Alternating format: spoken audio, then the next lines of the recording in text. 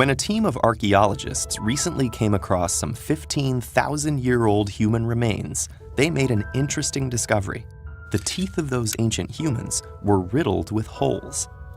Their cavities were caused by the same thing that still plagues us today: specific tiny microbes that live in our mouths. These microbes are with us soon after birth. We typically pick them up as babies from our mother's mouths. And as our teeth erupt, they naturally begin to accumulate communities of bacteria. Depending on what we eat, and specifically how much sugar we consume, certain microbes can overpopulate and cause cavities. Diets high in sugary foods cause an explosion of bacteria called mutans streptococci in our mouths. Like humans, these microorganisms love sugar, using it as a molecular building block and energy source. As they consume it, the bacteria generate byproducts in the form of acids, such as lactic acid. The mutans streptococci are resistant to this acid, but unfortunately, our teeth aren't. While each human tooth is coated in a hardy, protective layer of enamel, it's no match for acid. That degrades the armor over time, leaching away its calcium minerals. Gradually, acid wears down a pathway for bacteria into the tooth's secondary layer called the dentin. Since blood vessels and nerves in our teeth are enclosed deep within, at this stage, the expanding cavity doesn't hurt. But if the damage extends beyond the dentin, the bacterial invasion progresses, causing excruciating pain as the nerves become exposed.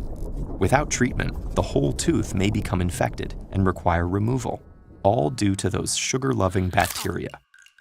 The more sugar our food contains, the more our teeth are put at risk. Those cavemen would hardly have indulged in sugary treats, however. So what caused their cavities? In meat-heavy diets, there would have been a low risk of cavities developing because lean meat contains very little sugar. But that's not all our early human ancestors ate. Cavemen would also have consumed root vegetables, nuts, and grains, all of which contain carbohydrates. When exposed to enzymes in the saliva, carbohydrates get broken down into simpler sugars, which can become the fodder for those ravenous mouth bacteria. So while ancient humans did eat less sugar compared to us, their teeth were still exposed to sugars. That doesn't mean they were unable to treat their cavities, though.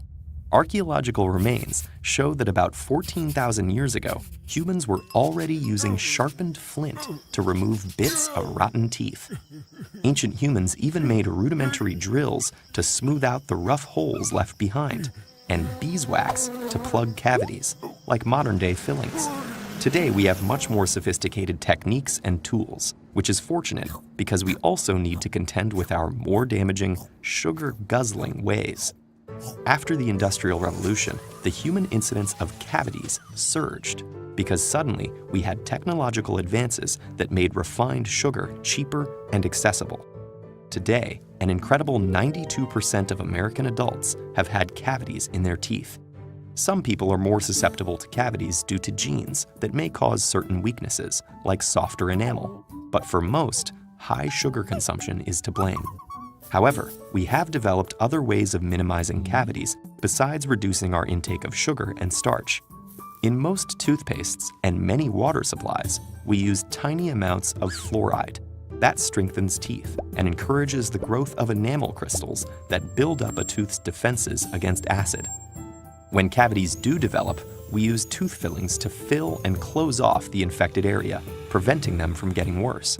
The best way to avoid a cavity is still cutting down on sugar intake and practicing good oral hygiene to get rid of the bacteria and their food sources. That includes regular toothbrushing, flossing, and avoiding sugary, starchy, and sticky foods that cling to your teeth between meals. Gradually, the population of sugar-loving microbes in your mouth will decline. Unlike the cavemen of yesteryear, today we have the knowledge required to avert a cavity calamity. We just need to use it.